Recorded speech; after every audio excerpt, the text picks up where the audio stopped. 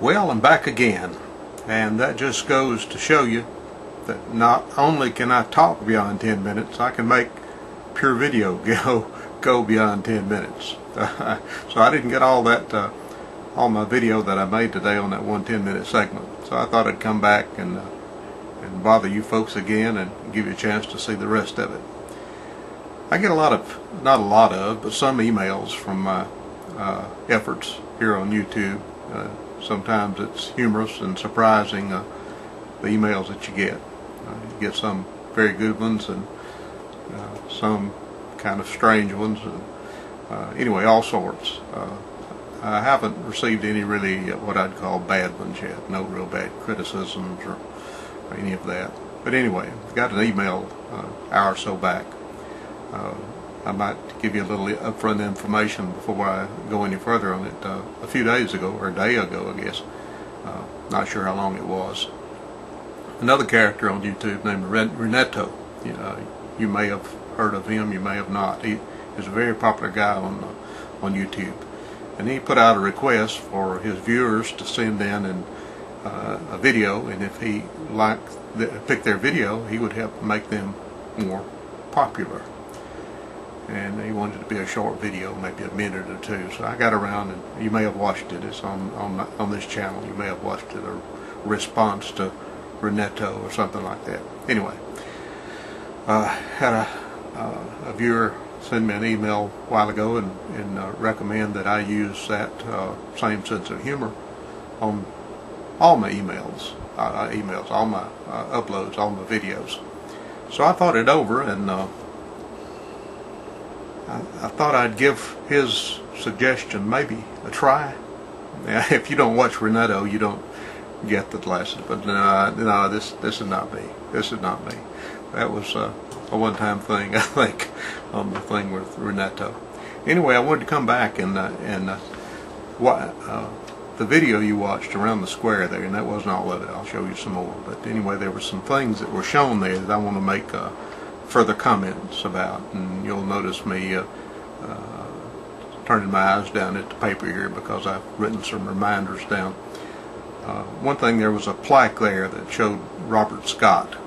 You may remember seeing that plaque there on the courthouse square. Anyway, Robert Scott, as you might guess, this being Scottsboro, was the founder of Scottsboro. He founded it, gave the land for the town square, and all that way back 1850. So I forget my history date sometime. But anyway, he was the founder of Scottsboro. And what he did, the rail system, the railroads came through here in I guess the mid 1850, 55, somewhere along in there, maybe a little later.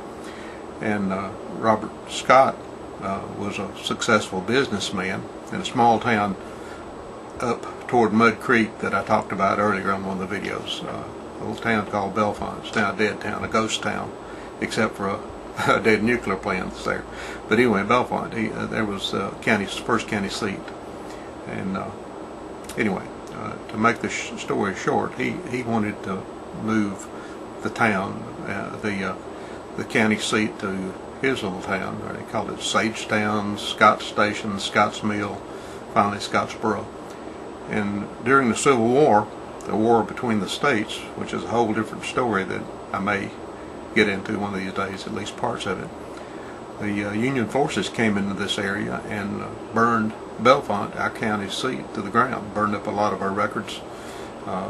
We have very few records that go back prior to the Civil War that were kept locally because they were burned.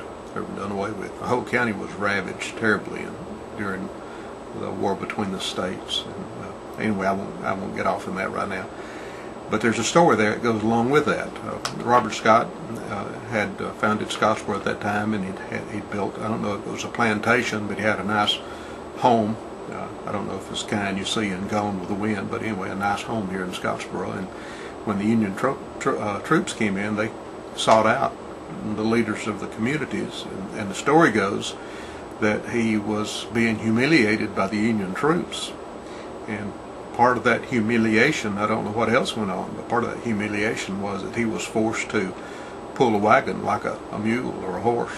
And during that exertion, and if I have the story straight, and this is the way I've read it, I may be in error here, but this is the story anyway, that he fell down on the ground and died at that time. I might go by and make a video of his burial place, a prominent place on what they call Backbone Ridge here in Scottsboro. Anyway, that was a story on Robert Scott. You also heard in the video there the Alabama band being played in the background. That wasn't anything I was doing. There was vendors or whoever on the square playing Alabama band.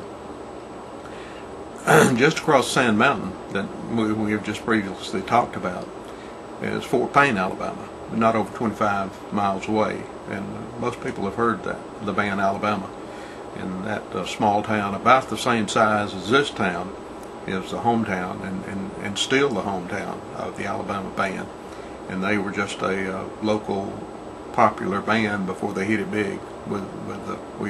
You know or may know the history of that band. They were very popular for years and years, just millions of sales and a terrific amount of income from it. But anyway, this is the region that the band Alabama is from, in Alabama, here in northeast Alabama. And you might have noticed a painting, I guess it was a copy of a painting there of Mark Twain. And I love Mark Twain, always have. He is one of my favorites. And you don't hear too much about Mark Twain anymore. I guess, well, modern times.